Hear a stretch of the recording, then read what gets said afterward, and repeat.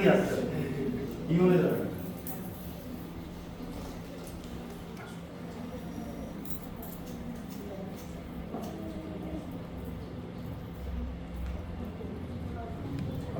আপনি চলুন এই আর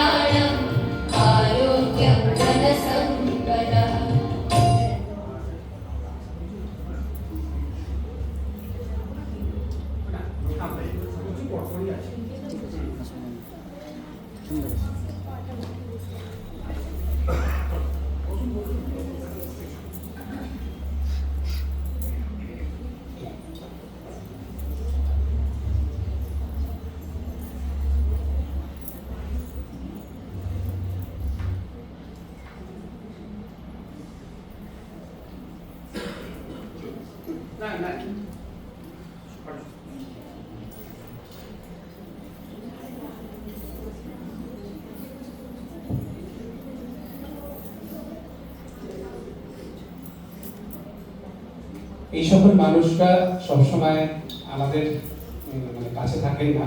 আজকে রয়েছেন, উপস্থিত রয়েছেন, দুটো মূল্যবান কথা তো অবশ্যই শুনবো তাদের কাছ থেকে, তাদের অভিজ্ঞতা এবং ঋতুরাজ বসন্তকে তাদের দৃষ্টিভঙ্গিতে তারা কেমন দেখেন। এবং মানবদার কিন্তু বসন্তের উপর একটা দারুণ গান আছে, আগের দিনে আমরা আলবাতাসের অনুষ্ঠানে শুনেছি এবং আগেও শুনেছি আমি। আজকে অবশ্যই আশা রাখবো মানবদা ওই গানটা আমাদের শোনাবেন, মানবদার নিজের গানটা। অন্য অবস্থাকে বলো কিছু বলতে। এখানে আমরা সবাই সমবেত হয়েছি শোনার জন্য, তাই বিশেষ কিছু বলতে চাই না, রবীন্দ্রনাথের কথাতেই বলি, একটি আনন্দ পূর্ণ প্রাণ প্রাণে এসো হে, আনন্দ বসন্ত সমাগমে। আমরা সমবেত হয়েছি, আমরা আজকের সন্ধ্যাটা এই বসন্তের গান আবৃত্তি উপভোগ করব। ধন্যবাদ।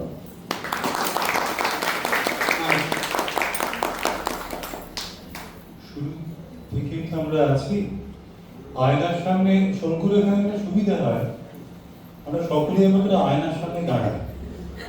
তো সেই পেঁচালো গুলির ভেতরে মার্বেল পাথরের যে ছিল না ঘরটা, যার বাইরে মানে গাড়িগুলোকে উপল বন্ধুর মালভূমিতে রাখার ধরনের করতে হতো।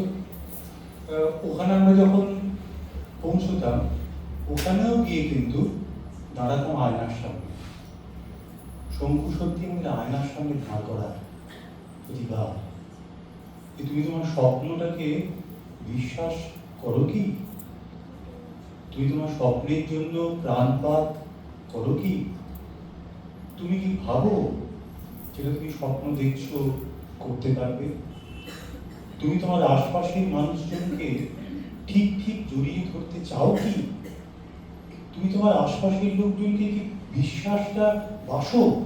আমরা বিশ্বাস করি ও বিশ্বাস বাসি, দুটো আলাদা। এই আয়নার সামনে দাঁড়ানোটা খুব দরকার হয়। স্বপ্ন দেখা, স্বপ্ন দেখানো, স্বপ্নের দিকে হাঁটা, আর স্বপ্নকে নিয়ে স্বপ্নটাকে দেখতে পারা, ওখানে পৌঁছানোর চেষ্টা করা, এইটা খুব শক্ত কাজ। এটা শঙ্কু সকলকে নিয়ে করছে আমাদের সামনে, কিন্তু বেশ কিছুদিন ধরে, বেশ কয়েক বছর ধরে। উত্থানটা হাউইয়ের মতো নয়, শ্যারমি ডান্সের উত্থানটা হিমালয়ের মতো। সে শুধু উঠে দাঁড়ায় না, সেটা মাত্রা স্থির করে দেয়। আজকে একটা সময় কি ছিল, শঙ্কু কি বলতো, খুব দ্রুত কিন্তু এগুলো, তোমরা একটু আসবে। আস্তে আস্তে প্রায় এখানে পৌঁছচ্ছে। শঙ্কু কি আমাকে ডাকবে? এই যে দুটো মাত্রা, যে কোনো শিল্পের না, এটা মূল জায়গা। তোমরা যারা কাজ করছো ভাই, ছোটরা বড়রা বা তাদের বড়রা, এটা কিন্তু মাথায় রাখবে।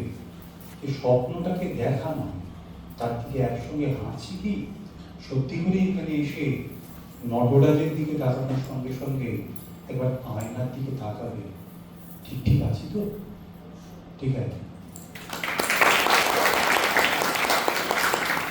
এই মানে প্রতিবার মানে আমার জীবনে একটা এমন একটা মুহূর্ত ছিল 1 বছর আগে, 2 বছর আগে, সেখানে নিজেকে ওই যে বলে না আয়না, নিজেকে আয়নার সামনে দাঁড় করিয়ে একটু ভাবতে হয়েছিল যে কোন দিকে যাব।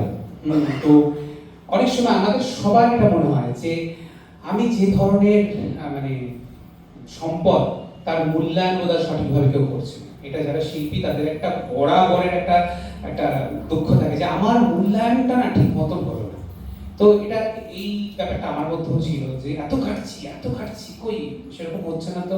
এবং সেখানে দাঁড়িয়ে আজকে বর্ধমানে সত্যি তো যে দুটো ভাগ হয়ে গেছে, একজন যারা শিল্প নিয়ে চর্চা করে আর যারা প্রকৃত শিল্পী, মানে দুটো কিন্তু আলাদা। শিল্প নিয়ে চর্চা করলে কিন্তু সে শিল্পী হয়ে যায় না। যারা শিল্পী তারা মননে, শরীরে, আত্মিকভাবে সব দিক দিয়ে তারা ইনবর্ন শিল্পী। তো এটা একটা সাধনা এবং একটা যাত্রা পথ, এগিয়ে যেতে হয় নিজেকে, মানে এর কোনো শেষ নেই, অনন্ত। তো সেখানে যখন যেতে যেতে যেতে জীবনের একটা পর্যায়ে এসে পৌঁছেছি, তখন একদিন এসে এরকম হচ্ছে, তখন প্রশ্ন নিয়ে মানবতার কাছে গেলাম যে মানবতা এরকম ব্যাপার, মনটা ভীষণ চঞ্চল, বুঝতে পারছি না। তখন কিন্তু মানবতা একটা কথাই বলেছিল যে যদি তোমার কদর কেউ না করে তাহলে কদরটা করা, এই কদরটা করানোর জন্য নিজে কিছু করো, লোকের ভরসায় থেকো না, নিজে করো, তবে লোকে তোমার কদর করবে। সেই দিন মাথায় ঢুকলো এবং সেই দিনই আমি সঙ্গে সঙ্গে সিদ্ধান্ত নিলাম যে আর যেখানে আমার মানে সম্মান নেই, কদর নেই, সেখানে আমি আর যাব না, অনুষ্ঠান করবো না। তাতে আমার যদি নাম দুটো কম হয় কম হবে, কিন্তু আমার নামের সাথে আমার শিল্প চর্চার কোনো সম্পর্ক নেই, দূর দূরান্ত অব্দি কোনো বড় সম্পর্ক নেই। আমি যেই ডেলি প্যাসেঞ্জারদের ট্রেনের বাসে ঝুলতে ঝুলতে কলকাতায় গিয়ে নাচ শিখেছি, সেদিন কিন্তু এটা ভাবিনি যে কবে আমার নাম হবে। সেদিন শুধু নাচটাকে ভালোবেসেছি বলেই গেছি, শিখেছি, চর্চা করেছি। তাই আর সেদিন থেকে ঠিক করে নিলাম আর কোনো কম্প্রোমাইজ নয়। এবার থেকে বছরে একটা শো আসবে, কিন্তু সেই শোটায় সম্মান এবং সামাজিক যেন দুটোই থাকে। এবং নিজে আগে সেই জায়গাটা দাঁড়াই, তবে লোককেও আমি বলবো যে এটা কেন করছো, শিল্পের অসম্মান কেন করছো। সেই দিন থেকে রাস্তাটাকে আমি ভিন্ন করে নিয়েছি। এখন আমার চলা, পথ চলা, আলোচনা, আলাপ সেই সকল মানুষদের সাথে যাদের সাথে আমি কথা বলে আমি ধনী হব। আমার একটা দিদি এখানে বসে রয়েছে, পিউদি বলেছিল যার সাথে তোর সামান্যতম কোনো লেনদেন নেই, মানে মানসিক, অর্থনৈতিক, ফিজিক্যাল কোনো রকম কোনো লেনদেন নেই, তাদেরকে জীবনে আর রাখিস না, তারা কষ্ট ছাড়া আর কিছু দেবে না। তাই সেখান থেকে বেরিয়ে এসেছি। এখন শুধুমাত্র আমার পথ চলা সেই সকল মানুষদের নিয়ে যাদের সাথে থেকে আমি শৈল্পিক দিক দিয়ে আরো ধনী হব তাদের জন্য। আরাধ্য।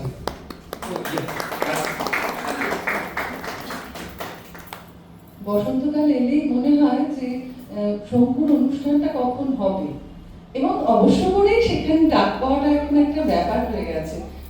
এখানে সবাইকে বলছি, যে বাচ্চাদের বিশেষ করে, যে এমন মাস্টার মশাই তোমরা পেয়েছো যিনি শুধুমাত্র নাচের জন্যই তোমাদের শিক্ষক নন, তোমাদের শিল্পর মধ্যে দিয়ে কিভাবে তোমরা থাকবে সেইটা এই মাস্টার মশাইয়ের কাছ থেকে পাবে, এইটুকুই বলা। আচ্ছা, একটা জিনিস বলে দিই, এই রাজশ্রী কিন্তু আমার খুব প্রিয় পাত্র। মানে আমরা দুজন সারাক্ষণ যখনই আমাদের কিছু হয় আমরা ফোন করি, রাজশ্রী কি করছো, ধারণা তো একটু, মানে আমার সাথে রাজশ্রী হচ্ছে সব সময় পিএনপিসি চলে, সব সময়। হ্যাঁ, মানে শিল্প নিয়ে পিএনপিসি, নর্মাল ব্যক্তিগত জীবন নিয়ে কোনো পিএনপিসি নয়, কিন্তু শিল্প এই দেখো না, এই গানটা করেছি, শোনো তো ঠিক হচ্ছে কিনা, ওইটা কি ঠিক আছে কিনা, এটা নিয়ে ঠিক করলো কিনা। হ্যাঁ, যত যে মনে প্রশ্ন রাজশ্রীকে ফোন করে।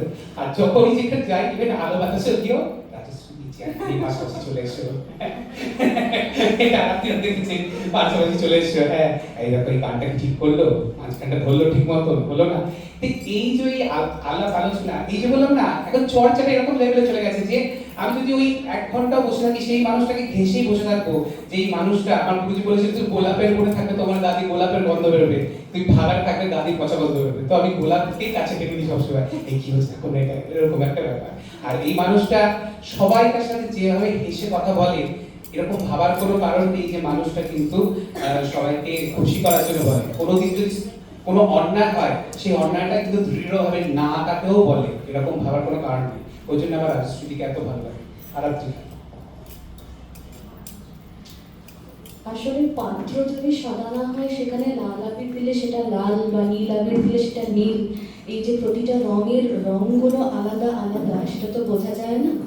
তাই এই শিল্পচর্চা মঞ্চটা এখন সেই জায়গায় উন্নত হয়েছে, যেটা মনে হয় একটা সাদা পাত্র, এবং প্রত্যেকের আলাদা আলাদা রং আমরা এখানে এলে, যদি আমি যথেষ্ট লাল না হয়ে উঠতে পারি, তাহলে এখানে এলে হয়তো আমাকে সেই লালে উন্নত করা হবে। বা আমি যদি নীল হতে চাই কিন্তু নীল হয়ে উঠিনি, এমন হয়, এখানে এলে আমি নীল হতে পারবো। মানবদা আয়নার কথা বলছিলেন, আয়না বলতে আমি স্বচ্ছতা বুঝি। এটা শুধু সাংস্কৃতিক মঞ্চ নয়, এটা একটা স্বচ্ছ মঞ্চ। তাই সবার রঙে সবার রং আজকে মিশুক, এটুকুই চাই। এখানে সকলেই আমার খুব প্রণম্য, সকলকে আমার প্রণাম জানাই। ওদের কাছে সবসময় শেখার আছে। এবছরও নতুন কিছু শিখব, প্রত্যেকবার যখনই আসি তখনই শেখার। আর আজকের অনুষ্ঠান উপভোগ করবো, সকলে অনুষ্ঠান উপভোগ করবো। নমস্কার।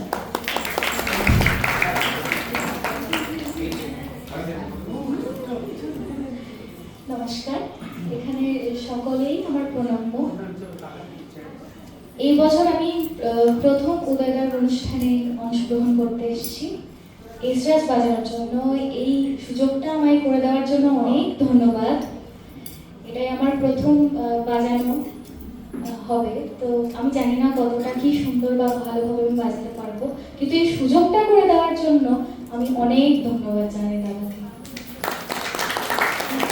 আমাদের যখন নবরাজ তৈরি হয়, অনন্যা আমি একসাথে মিলে নবরাজ যখন তৈরি করি, এটা শ্যালি ড্যান্সের একটা ইউনিট। সেখানে আমাদের প্রথম টার্গেট ছিল যে আমাদের বর্ধমানে আনাচে খানাচে এরকম প্রচুর হীরা মণিমুক্ত ছড়িয়ে ছিটিয়ে রয়েছে। অনেকেই আমরা জানি, আসলে আমাদের বর্ধমানে না কিছু হাতে গোনা কয়েকজনকে এত বেশি লাইমলাইটে আনা হয় যে যারা, তার ফলে যারা সত্যি ভালো কাজ করছে তারা না আস্তে আস্তে আস্তে আস্তে হারিয়ে যায়। তো আমাদের প্রাথমিক টার্গেট ছিল এটাই, যে যারা কাজ করছে, আমাদের নতুন জেনারেশনের মধ্যে যারা যারা কাজ করছে, তাদেরকে খুঁজে খুঁজে বার করা এবং তাদেরকে একটা করে সুযোগ দেওয়া। এবং সত্যি কথা বলতে কি, ওর কোন একটা ফ্রেন্ড ফুডিস ক্লাবের একটা পেজে আমাদের মিউজিয়াম ক্যাফে নিয়ে কিছু একটা লিখেছিল, তো ওর নামটা ছিল। তো সেখানে ক্লিক করে হঠাৎ দেখছি পিন পোস্ট রয়েছে, ও একটা এক্সট্রা বাজছে আর গান করছে। তো আমার এবছর ইচ্ছা ছিল যে এবছরের মধুর বসন্তের অনুষ্ঠানটা, যেটা প্রথম দিন 5 তারিখ শুরু হোক, একটা এক্সট্রাজের আওয়াজ দেবে। হ্যাঁ, তো আমি মনে মনে চাইছিলাম আর ঠিক ভগবান ওকে ওর সাথে আমার পরিচয় করে দিল, ওকে পাঠিয়ে দিল, এবং আরো আরো আমরা সমৃদ্ধ হই আমাদের বর্ধমানে যত গুণী নবীন প্রতিভা রয়েছে তাদের দ্বারা।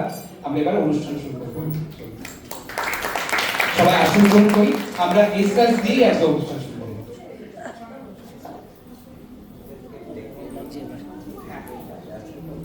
যারা পেছনে বসে রয়েছে তারা একটু এগিয়ে চলে এসো, সামনে অনেক জায়গা আছে, সামনে অনেক জায়গা আছে, এগিয়ে চলে এসো, উঠে সামনে চলে এসো।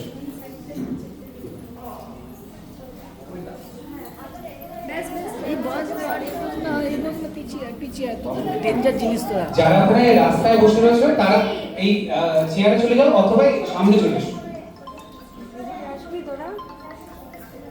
এই অর্ক এই এসি রিমোটটা করে অব্র এসি রিমোটটা করে এসি রিমোটটা করে রিমোটটা নিয়ে এবং ছোট ছোট শিশুদেরকে অনুরোধ, তোমরা আওয়াজটা একটু কম করো, শেখো, জীবনে একটু শেখো। হ্যাঁ, কখন কিভাবে কথা বলতে হয়।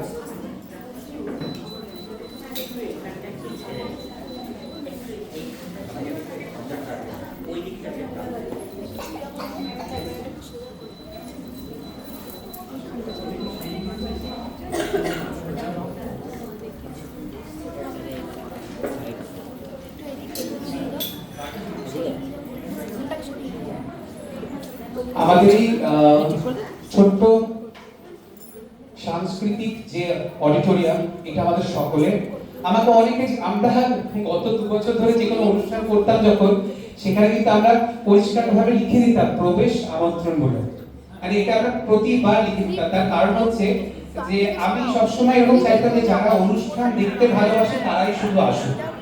আর একটা কারণও থাকতো, কিছু অনুষ্ঠান আমাদের ঘরে হতো, ঘরে জায়গাটা খুব লিমিটেড থাকতো, যার জন্য হাতে গোনা কয়েকজনকে আমরা বসে দিতে পারতাম। তো এবছরে এখানে যে অনুষ্ঠান হচ্ছে, এবার আমি ওটা লিখে দিয়ে প্রবেশ আমন্ত্রণমূলক, কারণ আমাকে অনেকজন ব্যক্তিগত জিজ্ঞেস করছে যে আমরা যেতে পারি, আমরা কি যেতে পারি। আমি সবাইকে একটাই কথা বলেছি, আপনারা নিশ্চয়ই আসতে পারেন, কিন্তু আপনাদেরকে নিজের মতন করে গুছিয়ে একটু বসে নিতে হবে। আপনাদের নিজের ঘর এই ভেবে আপনারা এখানে আসবেন এবং আনন্দ লাভ করবেন। তো আপনাদের কাছে অনুরোধ, আপনারা সেইভাবে নিজের মতন করে একটু নিজের ঘর মনে করে জায়গাটা একটু ব্যবস্থাপনাটা দেখে নেবেন, কারণ এটা আপনাদের সকলের ঘর।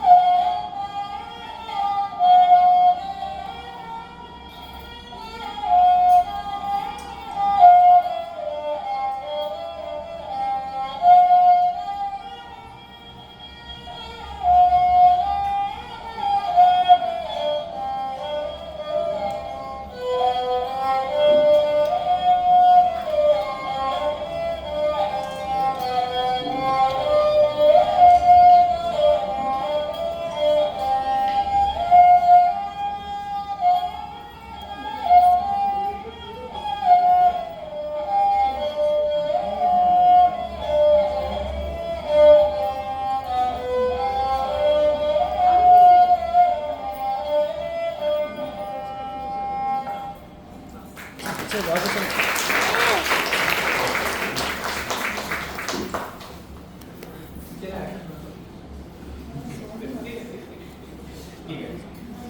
আচ্ছা, এরপরে মানবদাকে অনুরোধ করবো, মানবদা রাজশ্রী থেকে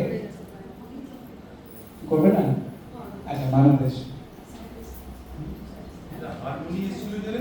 হ্যাঁ, আর আমরা কলকাতা এই যে ওটা কি আছে? না হলেও হবে, চাপ নেই। স্যারকে একটু আসতে অনুরোধ করবো।